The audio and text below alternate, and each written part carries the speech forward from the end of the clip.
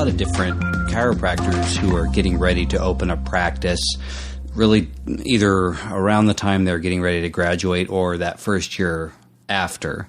And we come across things that we hear ourselves saying, I guess, over and over to help people figure out what they want to do to build an audience for their practice, or the things they should be doing to build that audience and to have a really successful, to open a practice to a large crowd.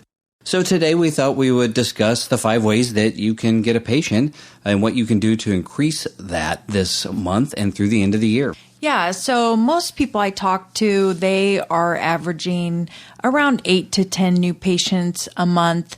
They're not super focused on it. They're doing whatever they can. It's kind of haphazard. There's no real plan. And so I came up with these 5 ways that you get a patient to show that it's actually very easy and that you can put focus where you need to grow that number, because I think it should be closer to 25 or more a month that you're getting new patients a month. So back in my retail sales life, one of the things that I was taught early on that has turned out to be true is that people buy things from people that they know, like, and trust. But it starts off with they need to know you first, and I see that that's the first thing on your list here, Haley. So take us through that. Sure. So the first people that are going to come into your practice are people you know. And some of these may be family and friends you feel more comfortable referring to other doctors, but they might be other people, parents of your kids' friends, that kind of thing. They already know you, and they, over time they've gotten to know you and like you, and they trust you. And so they schedule an appointment to come in, and based on all of that background. Yeah, when I talk to people and I say, where are you thinking about practicing, or where are you planning on practicing? And, sometimes the person's in their middle 20s and they don't have kids or a significant other yet tying them down, they're looking at going and exploring. I've always wanted to live in the mountains or near the water or something like that. And then I ask, do you know anyone out there? And the reason I ask is I want to find out if they've already got a built-in network. And also, a lot of times people, once they do start having kids and settling down, they realize they want to be close to home. But I let them know that, look, if you're going into a brand new place where you don't know anybody, you've got to build a network. There's no one built in that already knows, likes, and trusts you. So that's one of the things you need to consider is when you go where there's no one that you know, you're going to have to put in that much extra effort to be able to build that network. Whereas if you go back to near where you came from, there's a network of people there. Maybe it's your high school baseball coach or, gymnastics coach or whatever the case is that, those people, a whole lot, it's your church, it's your tribe. Those people are already there, and you sort of go and reacquaint yourself and plug yourself into the existing network. Yeah, and we did a podcast episode on networking, so I don't think we need to go too much into it, but know that you can't join a chamber and expect people to come just because you're a member of it. Just like you can't join a gym and think you're going to lose weight even though you don't go. So you have to fully immerse yourself in these places that you've joined or you see yourself being a part of, and to acquire patients that way that they meet you, they know you, they like you, they get to know you over time, and then they start coming in. All right, so I'm looking at this next one here. 5 ways you get a patient. Their referral. Take us through that one. Okay, so one of the people from the first group refers in a friend, family member, neighbor of theirs to you because they know you, and they're saying, hey, if you have a back issue or whatever, a knee issue, whatever the case may be, then they think of you. Yeah, something hurts. And they think of you and they say, oh my gosh, you have to go see my chiropractor. He or she's the best. So the first way is that the person knows you, either through networking or they're your neighbor or friend. And then the second way is that one of those neighbors or friends referred that patient to you. One of the things I always like about referral-based practices, and that's how ours has been, is that you've got a patient A, let's call them. They're coming in and they are paying you for their services. And then they refer in patient B and maybe patient C and D. And those may refer other people. So the person who's paying you initially, patient A, is referring in patient B and C who are also paying you, and they are your best source of advertising. Whereas, that's a warm lead from my days in sales, whereas a cold call is somebody that you don't know, that you had to go send mailers out to or do a screening or something like that to bring in, basically a stranger.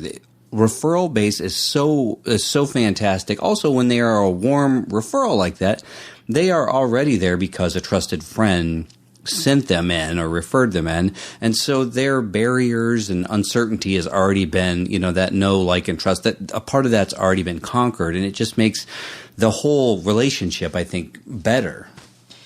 Yeah. So if patient A refers in patient B, then patient A's already told patient B, this is what you'll expect.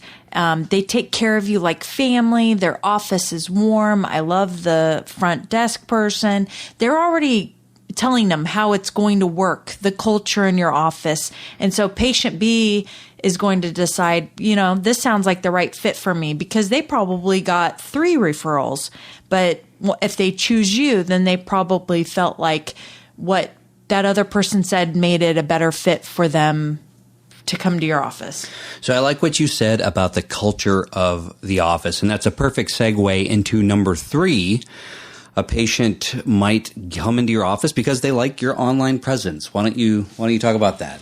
Yeah, so we talk about branding and how your branding should speak to your ideal patient, and that's the whole thing behind your online presence. So when somebody starts creeping the internets and they find your website, your Facebook page, your about page, they really get a sense of who you are, and they feel like you're a good fit for treating them. So that's the third one, is they like your online presence. The second one is that they were a referral, and the first one is that they just already knew you.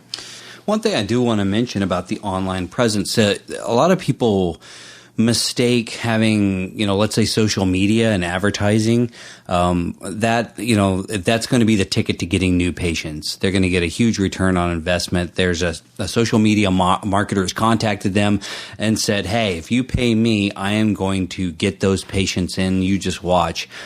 Maybe that will happen and maybe that won't. But just today I was reading a 2019 review. It was basically a survey of social media marketers, and they asked them the question about how they track a return of investment in marketing. And it said that only 44% of them really had a way to do that. And that remains something that's really elusive, trying to track what you're getting from that. So when we're talking about your online presence, that includes, of course, social media, but your website as well. But know that really what you're doing with that isn't necessarily having an ad that's going to bring people in. It's creating a community, just like Haley said, of people who are doing the online creeping to really get to know you and what you're all about before they even walk through your doors. Yeah, and if you aren't visible on Facebook, someone can't find you, or they can't find your office on there, or they can't find a website, or they go to your website and there's not a picture of you, that's going to be an instant turnoff. So you really need to think about having a picture of yourself, having your profile on Facebook visible and having your office visible, and that you are consistently posting and you're true to who you are. So that addresses the online community, and that takes us to number 5. No, 4. This is 4? Yeah. Oh, I can't count. I told you I'm bad at math. Okay. Takes us to number 4. They notice your community presence. Tell us about that one. Sure. So we were really active in the chamber. We were always at the town fair, at the chamber functions in town. We hosted Santa Claus in our office. Those kinds of things would get people coming through our office. We've donated lots of money to the schools. And so we have, a community presence. People come to us because our logo is in the, what's that? It's at the football field at the high school. Or the email that we get every week from Marlowe School. Oh, yeah, the newsletter from our kids' elementary school. I don't know what you call it, but their weekly roundup. And then we bring, they have auctions, so we bring several items to auction, and people know us because they know that we are giving to the school. And because they know we give to the school, they want to come into our practice and give back to us and get the help they need. Yeah, we highlight those things on our website and in social media. We had a community outreach tab on one of our practices, and when we gave that donation check to high school athletic department, there was a picture of us with one of those giant checks, handing that over to the athletic supervisor.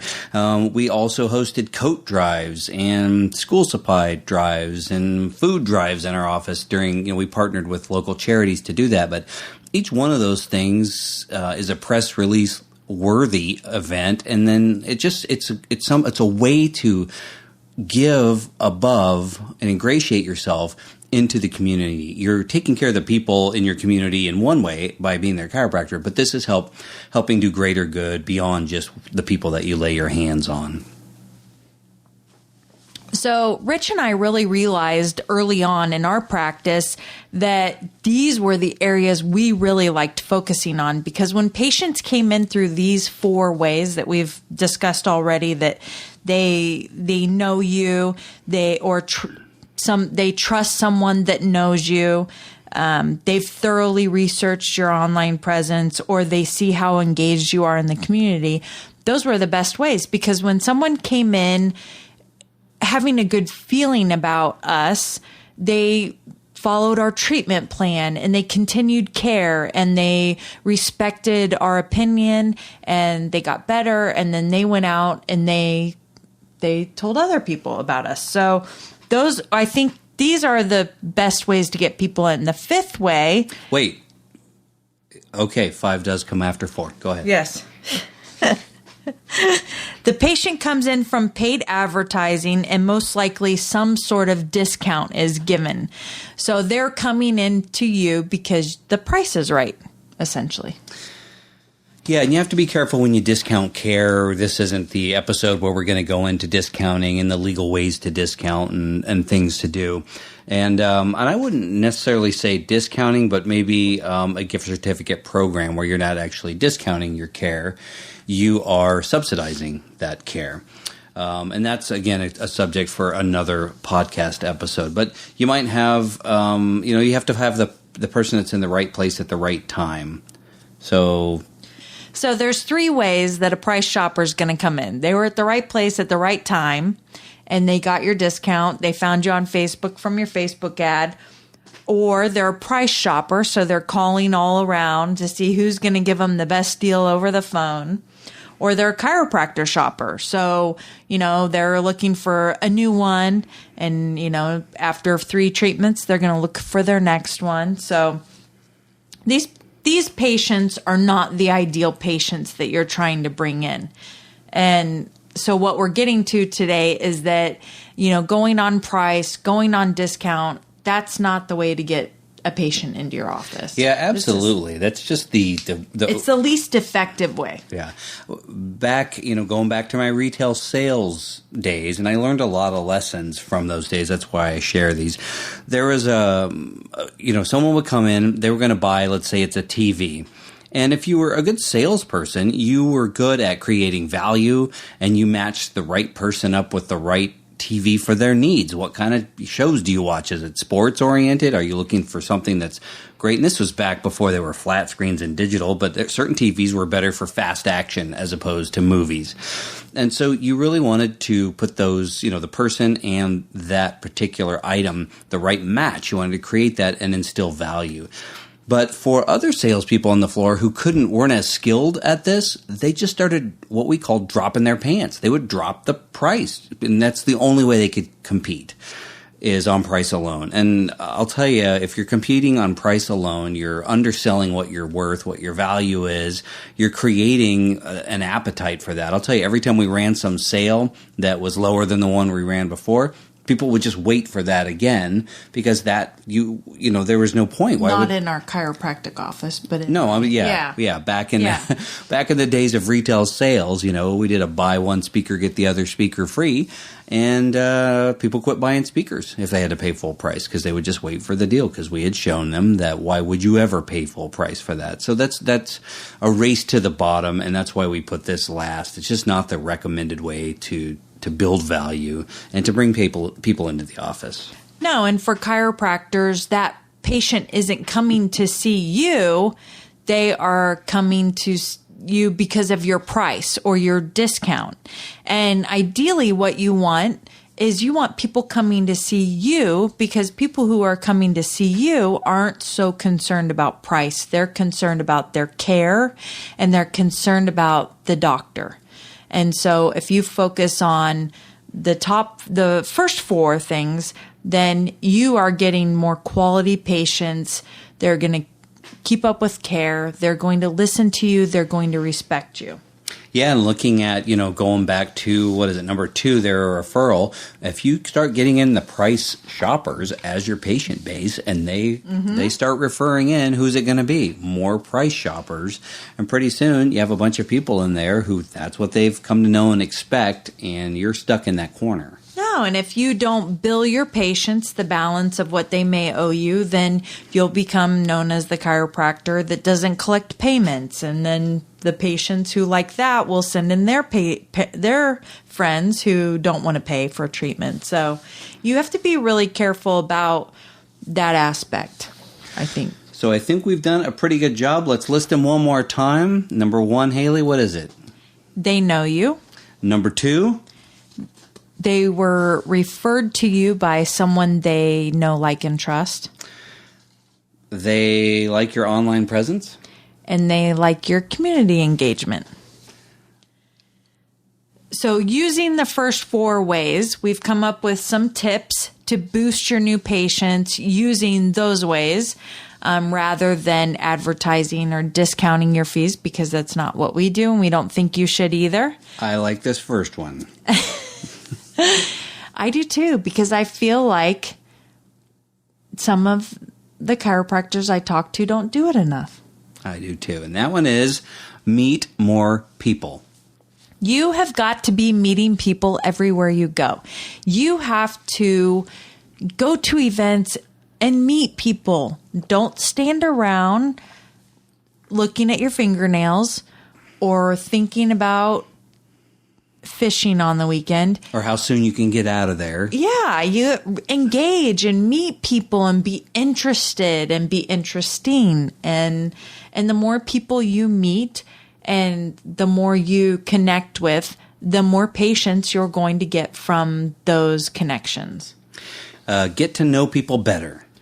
Yeah, so I think this is one thing too, is that you want to go a little deeper in the relationships. It's far better to talk to a few people at a fair or a race or wherever you might set up a tent. It's much better to talk to fewer people deeper than a lot of people very shallowly, because those people won't build a connection with you. Whereas if you talk to even just a few people and really build a connection with them, they're more likely to come in and see you or refer someone to you. The next one, become involved. And this is really easy. It just requires time, but I think you'll get just as much out of it. But you want to engage and be part of the groups that you're in.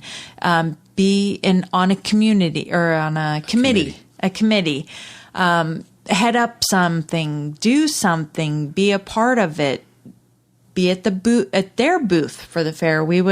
I was on the chamber board, and as part of that, I would be at their booth during the town fair, which was fun. Yeah, so become involved and join a committee or board and help with an event. Those all go together. Oh, yeah, because we're all different things. So what else can you do? Well, you have a current patient base there. Ask them for referrals. So the way that I did that is once I got to know them and had helped them and they had seen what was going on, with their condition and how chiropractic had improved it, It was pretty easy. Not the second they said it started feeling better, but I'd say around visit 8, 9, I'd say, is there anybody else you know who would benefit from this? And maybe there is, or maybe there isn't. But I'd say, well, let them know we're here. And I would leave it at that. Another thing that we always did and still do is send thank yous to patients who refer in. You don't have to for HIPAA. You're not going to mention their name, but you can say thank you for your trust in your recent referral to our office. We appreciate that trust, and we'll take the same great care of them that we do you, or something to that effect. But there's a way to do that, to show that appreciation without violating any privacy rules. Yeah, and so you also want to ask for reviews. You don't want them to actually give the reviews in your office, but when they go home, when they're in the office, you can ask them if they would like to give you a review, and if they say yes, then you have an email that you send out to those people that have said they would like to give you a review, and it has all of the links to the different places you would like reviews at. You could do a video testimonial as well, as long as you have them sign a release that that they are allowing you to have that use of that audio and that video. But I've seen those as well. But the online reviews are really nice because they go, they factor into Google's their overall ranking system, and so having more of those certainly helps.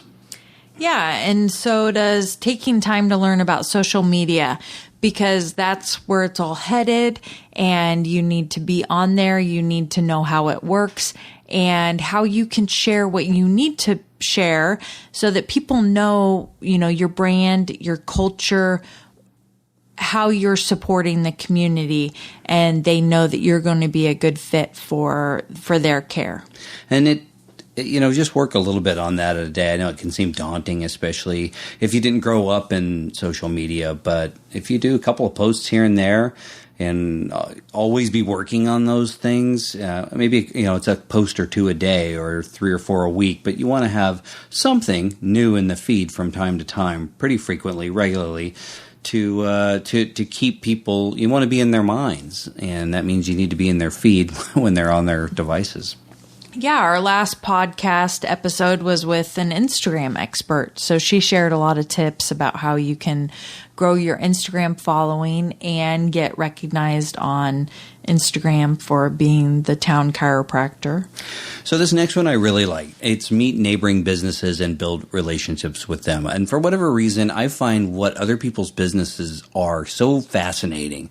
There are all kinds of people that we meet currently, and when we were in Colorado as well, that just, whether it was a restaurant or there was a metal worker, John, just fascinating. And they'll tell you all about what they do and how they do it, and supporting them and their business and their causes and their mission, and mentioning them in your online media presence.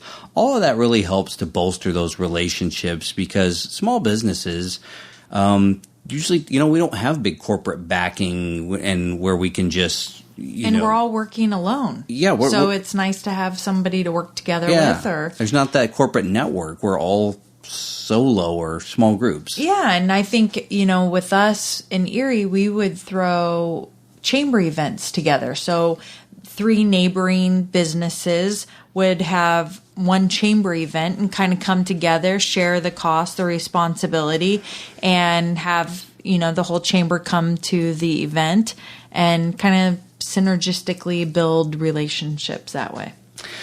And another one that's a big part of the whole networking picture is just to build relationships in your community. That could be with a realtor, the insurance agent next door, with the people that are in the hair salons. I mean, all of these people talk to a whole lot of other people, and it's nice to be somewhere in that conversation. At least they know about you, they know who you are, and you know who they are. Mm-hmm. And another one we have is help with a school event. So one of the things we did was we went in and we actually gave talks to the schools. We talked to the science classrooms, but you can help with the school carnival or we're going to host the daisies in our office. And so they'll come in, they're like Girl Scouts, younger Girl Scouts, and they'll come in and learn about health and wellness and visit our practice and actually a neighboring business that we work with. And so it works to get the kids and the parents into our space and know that we're there if they ever need us. And this one we actually said earlier, but I'll say it one more time because it doesn't hurt to say it again. Help with a community event. Most communities have all kinds of things going on several times a year that you can be a part of and have a presence, whether it's a trunk or treat, whether it's a bark in the park or jazz in the park or whatever they happen to be, but they're all over the place, and it's usually pretty easy to get a booth or go help someone and, volunteer to help another person with a booth. Yeah, so when I wrote kind of our notes for this podcast, I wanted to narrow it down to where your new patients would come from, because new patients are the lifeblood of your practice. You're not always going to keep people on maintenance care, and you need new patients coming in, and you want strong relationships with them, and you want them the mutual respect that they're going to follow the care plan and that they're going to get what they need from your practice to take care of them, refer them out if they need be, and to build your patient base. And it's funny because I was on a call today and we were talking about pricing the practice and growing a new practice. And I started going into the details of this talk because I think it's so important to understand that being genuine, that meeting the people and building your practice with people who know, like, and trust you is far stronger than dropping your prices, giving discounts, or using paid advertising to bring people in. And so I think, going through that phone call and utilizing what I had written for this to explain to them why this is a better way to do it, I realized how beneficial it can be for people to listen to the points and to build their practice using these techniques. And I was on a call today as well. And this person at a kind of the other side of this had bought a practice, but doesn't really do any personal networking or anything like that. Has spent some money on Facebook ads and some other forms of advertising, a mailer, and isn't getting hardly anything in the form of new patients. And I said, well, what's standing between you and doing, more advertising? And he said, I just don't have the money for it. And I said, well, you need relationship based, which it doesn't take a lot of money for. It takes some time. And if you're not having that many, some planning, you might have to work on the weekends, or put in some extra hours, but you need to get out there and do that. And so that was a misconception. The only thing I can do to get new patients is pay someone to go bring them in. Well, that's not true. What you need to do is go out and form those relationships yourself and focus on the relationship side instead of mailers or the next person who's going to promise you a ton of social media patients if you pay them whatever. No, and I think we've been through both aspects of that. When we first started our first practice, we didn't have a lot of money, but we had a lot of time. And so that's how we built that practice. And then when we bought the Kansas City practice, we had more money than we did time. And so we started doing the mailers and the, dropping off at the post office for them to send them out. And the return is not there. I don't recommend it. I think the relationship based, the meeting people, the getting in your community, all of that trumps any of the spending money. Well, I think we're good here. I think we covered a lot of good ground and made some hopefully good points. We think we did. Hopefully you'll agree. But I think that wraps this episode.